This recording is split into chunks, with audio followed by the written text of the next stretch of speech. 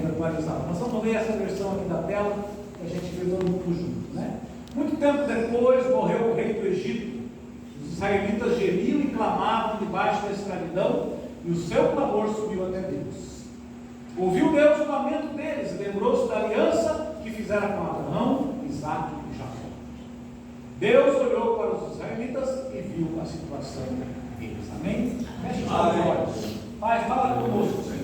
Fala conosco através da tua palavra, Deus. Que a tua palavra venha penetrar em nosso coração agora, trazendo renovo, trazendo direção, Senhor. Nós precisamos e dependemos de ti nessa noite, Pai, em nome de Jesus. Amém. Amém. Amém. Amém. Amém. Termina o livro de Gênesis. O livro de Gênesis termina com a morte de José. José, governador do Egito. Vocês conhecem a história? Conhece a história de José? Sim ou não? Sim, bem. Então, no final de Gênesis, José morre e os israelitas subiram e ficaram no Egito, onde o nosso colega, nosso amigo José, nosso irmão José, era governador. E começa o livro de Êxodo com eles no Egito.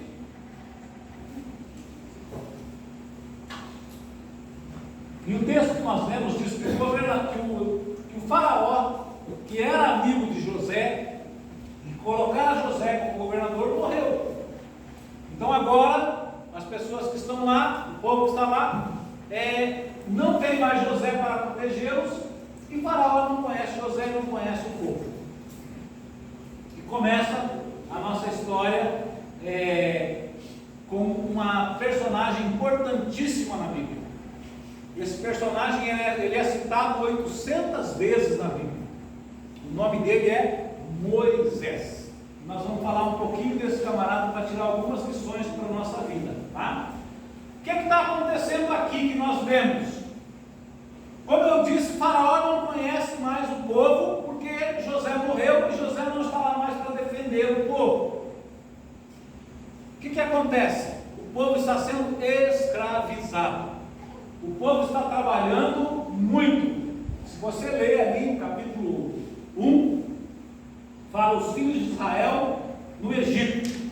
E mostra aqui, no versículo 14, diz assim: eles amargaram a vida com dura servidão, prepararam barro, fabricar tijolos e fazer todo tipo de trabalho no campo. Todo esse serviço lhes era imposto com tirania. Ou seja, o povo estava lá e estava escravizado. O povo era escravo do Egito. E o povo então clama a Deus. Foi o versículo que nós lemos. Deus recebendo a oração do povo. O povo está clamando a Deus. Decorridos muitos dias, o rei do Egito morreu, os filhos de Israel gemiam por causa da sua escravidão, e eles clamaram, e o seu clamor chegou até Deus. E eles então se voltam para Deus. Deus ouve o clamor deles, né? E Deus, como eu sempre tenho falado, Douglas, Deus é estrategista, né, Joaquim? Deus, ele é estrategista. Deus joga xadrez. O que acontece? O povo faz oração hoje, por isso que para Deus não tem tempo. Às vezes nós ficamos assim presos à questão de tempo, de espaço, e esquecemos que para Deus não existe tempo e espaço, tá? O povo clama a Deus hoje, só que há 80 anos atrás, Deus começou a preparar o líder que ia libertar o povo do Egito. 80 anos antes desta oração, nasce Moisés. E Moisés nasce numa circunstância muito especial. O nascimento e o salvamento sobrenatural de Moisés, as estratégias de Deus. Moisés nasce num tempo em que era proibido deixar vivo qualquer hebreu que nascesse. Se nascesse homem, hebreu homem, judeu homem, tinha que ser morto na hora que nascesse. Ficavam só as meninas. Por quê? Porque o povo de Deus é um povo abençoado. E o povo de Deus começa a se multiplicar e a se tornar muito forte. Então o faraó decide que tem que matar todos os meninos hebreus que nascem. E nesse contexto nasce Moisés. No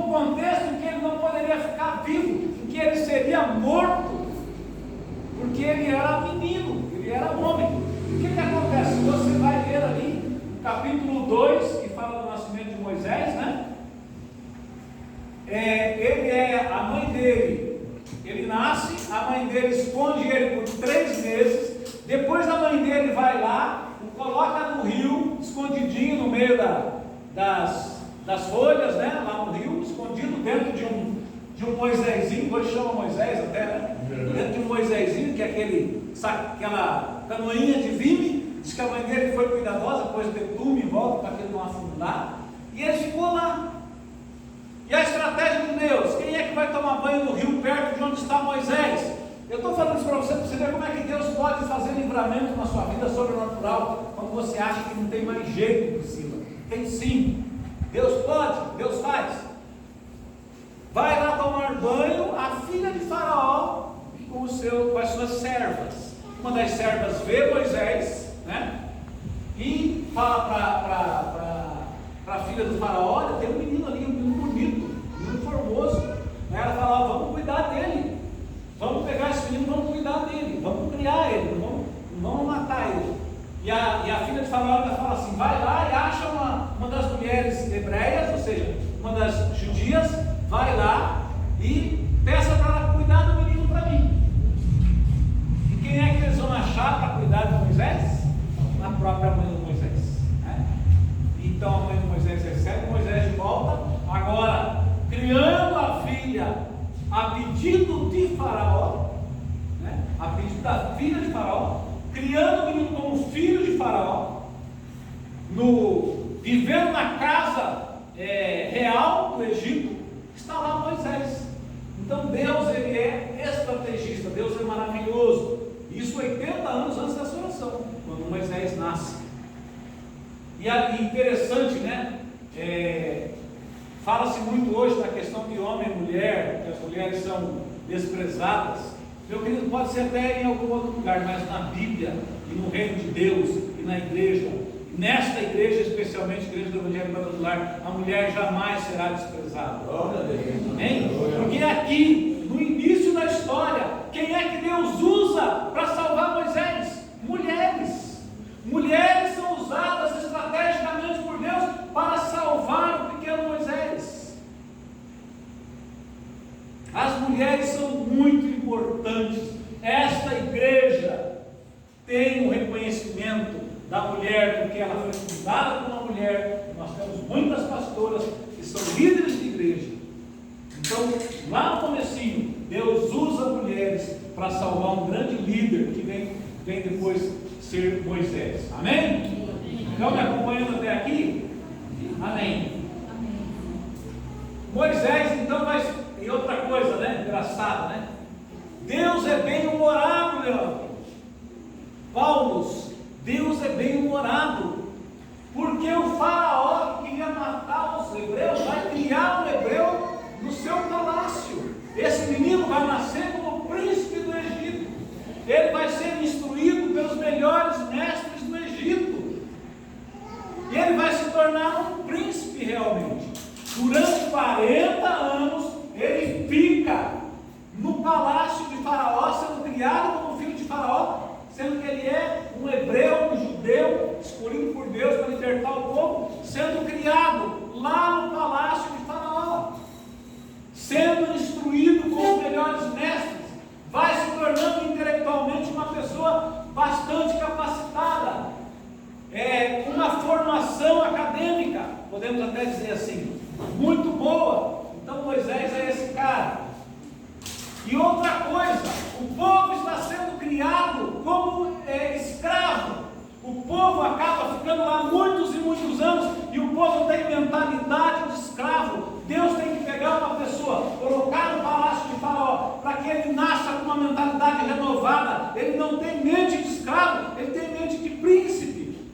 Muitas vezes nós temos mente de escravos, quando nós deveríamos ser mente de príncipe, de gente que é da família real. Jesus é o rei, e nós somos parte dessa família real.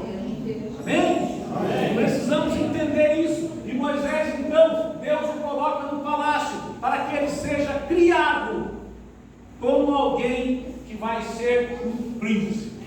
Amém? Glória a Deus. Continuamos.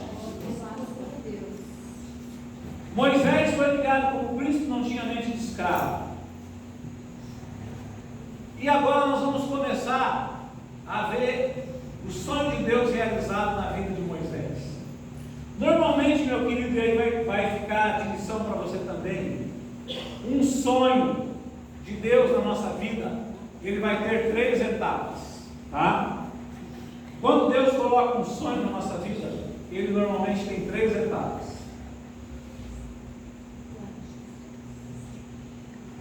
Nascimento, morte e ressurreição.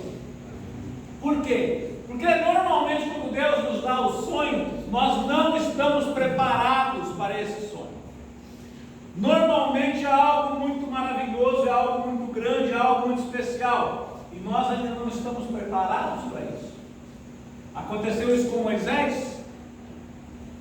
Moisés não estava preparado para ser o libertador do povo de Deus. Então, aos 40 anos de idade, formado intelectualmente, formado academicamente, com mente de pessoa livre, o que ele faz? Ele começa a ver, ele sabe que ele é judeu, ele começa a ver o seu, porque a filha de Faraó, lá no comecinho, já fala, esse menino é menino dos hebreus. Imagino que seja por causa da circuncisão. Todos os meninos hebreus eram circuncidados. Então ela vai lá, olha o menininho, olha para ele e fala, epa, esse menino aí é judeu, porque ele é circuncidado. E ele então sabia que ele era judeu. E ele começa a ver a opressão que o seu povo está sofrendo, que o povo judeu está sofrendo. E ele resolve que ele vai defender o povo, na sua força, na sua intelectualidade, na sua mente. Ele resolve defender o povo. O que ele faz? Ele acaba matando um egípcio que está oprimindo o povo. Ele vai lá, tem um atrito com o egípcio, mata o egípcio, esconde o egípcio na areia, né, para que ninguém saiba que ele matou. No dia seguinte ele vai conversar com alguém, vai tentar separar uma briga, e a pessoa fala: quem é você, rapaz? Você matou o egípcio ontem? Aí ele percebe que todo mundo sabe o que aconteceu. Faraó fica sabendo, quer matar Moisés, e Moisés, dá linha na pipa, vaza, se manda, vai para o deserto, né? Vai para o deserto de Midian, fugindo de Faraó. Então ele teve o sonho de ser o libertador, de ser o príncipe do povo. Agora o sonho dele morreu, e ele vai para o deserto, né? E o deserto é um lugar muito importante no nosso sonho. Sabe por quê? Porque é no deserto que o seu sonho é refinado. É no deserto que o seu sonho é refinado. Amém? Tem um comentário aqui na Bíblia que eu quero fazer para vocês, diz assim, na segunda etapa, ou seja, na etapa da morte do sonho, na segunda etapa o sonho é refinado. E olha que importante isso aqui, e mais importante, somos transformados para sermos o canal adequado ao tamanho do sonho.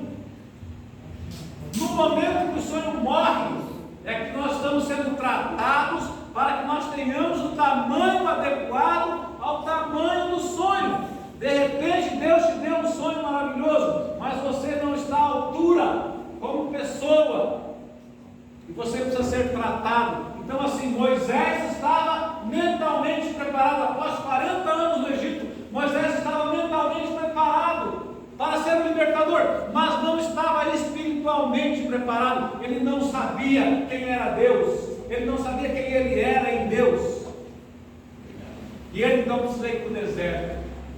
E lá no deserto é que ele vai ser transformado no libertador do povo, num homem de Deus que vai ser usado por Deus com poder para libertar o povo do Egito. Amém? Amém. Amém. Amém. Ele vai ficar, tem algumas outras coisas com relação ao deserto, né? Às vezes a gente está no deserto, né? E o deserto é onde Deus nos trata e nos transforma. Porque muitas vezes no deserto nós não temos para onde ir, nem onde longe. Nós não temos distrações, nós não temos outros compromissos, nós estamos no deserto. E lá a gente só pode se voltar para Deus. E lá que nós somos tratados. E você veja que interessante, Moisés então vai para lá. Moisés é um missionário transcultural. Moisés primeiro, é hebreu. Depois ele se torna um egípcio. E agora ele vai se tornar um midianita. Porque ele vai para o deserto, vai para a terra de Midian, vai casar com uma midianita, vai ter como sogro Jetro, midianita. E esse sogro, durante 40 anos, vai ser o discipulador de Moisés, vai ajudar Moisés a se tornar a pessoa que Deus quer que ele seja. Muitas vezes Deus usa pessoas para que nós possamos nos tornar a pessoa que Ele quer que nós sejamos. Então, pessoas são usadas por Deus para nos ajudar. E eu gosto muito do versículo que fala assim, que como o ferro afia o ferro, assim o amigo é seu amigo. Muitas vezes nós queremos ser bonzinhos, né? Não sabemos dizer não, não sabemos dar uma palavra negativa para uma pessoa, mas às vezes nós precisamos dar uma palavra negativa porque nós estamos ajudando a pessoa. Por quê? Porque isso vai ajudar com que ele seja transformado, que ele se torne a pessoa que Deus quer que ele seja, e então o sonho de Deus possa ser realizado na vida dele. Então Moisés está lá no deserto, 40 anos de deserto, 40 anos de palácio. Imagina, né? Palácio, mordomia, conforto, né? Às vezes nós estamos no conforto, às vezes nós estamos na mordomia. Eu gosto muito de uma palavra que diz assim, que o profeta, ele existe para colocar um espinho lá onde você está sentado, naquele sofazão que você está sentado, confortável. Vem o profeta de Deus, bota um espinho lá para você ficar incomodado, você sair do conforto, da zona de conforto, para você sair do comodismo.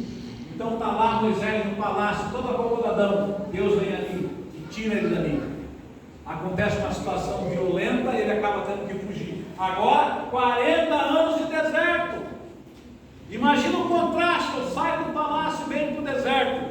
Venho morar numa tenda, numa barraca. Hoje de manhã eu dei um testemunho na escola bíblica. Quem estava na escola bíblica de manhã? Tínhamos 20 alunos hoje de manhã, foi uma benção. Amém? E eu contei hoje de manhã um testemunho. Faltou eu contar uma coisa. Que quando nós estávamos lá, eu falei que nós estávamos nos Estados Unidos, em Atlanta, num parque aquático, praticamente um parque aquático. Tinha vários lagos, várias piscinas, povoadas e tal, um monte de coisa. Só que eu esqueci de dizer que a gente estava dormindo em barraca, né? Nós estávamos dormindo em barraca lá naquele lugar. E quando chovia, entrava água na barraca. E a gente dormiu, acho que umas 2 noites pelo menos, nós ficamos lá, alguns dias, uma semana nós ficamos lá. E algumas noites a gente dormiu com a água dentro da barraca, né? Não tem problema. Eu e a Marlene na barraca, a gente não sabia armar a barraca, quem sabia armou e ficou beleza, né? Nós armamos aquela barraca ficou toda torta, né? E ali dentro nós dormíamos e molhou a barraca, não tem problema.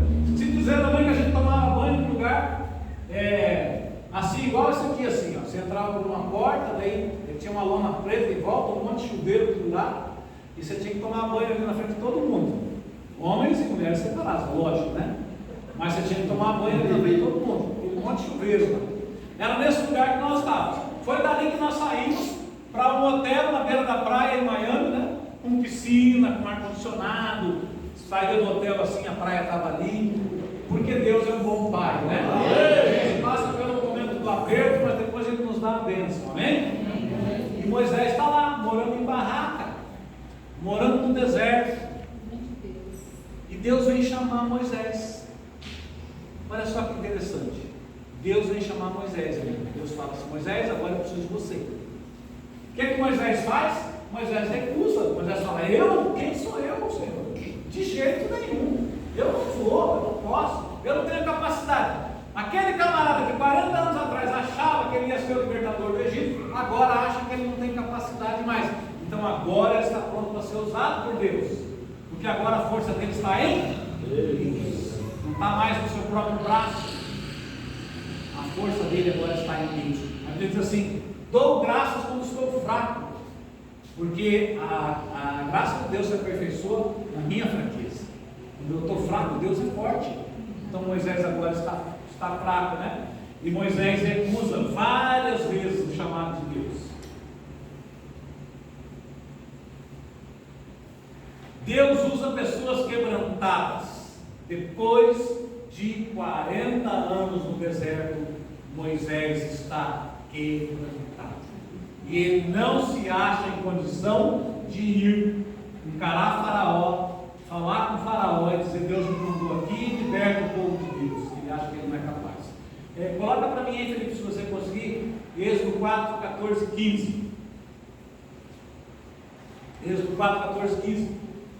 Deus, se você ler o capítulo 2 de Êxodo, você vai ver que Deus, os capítulos 3 e 4, aliás, de Êxodo, você vai ver que Deus vai falando com Moisés e Moisés recusando, Moisés dizendo: não posso, eu não sei o que eu vou dizer que me mandou lá, você está louco, o que o povo vai achar, o povo não vai acreditar em mim, nem o Faraó vai acreditar, o povo judeu não vai acreditar.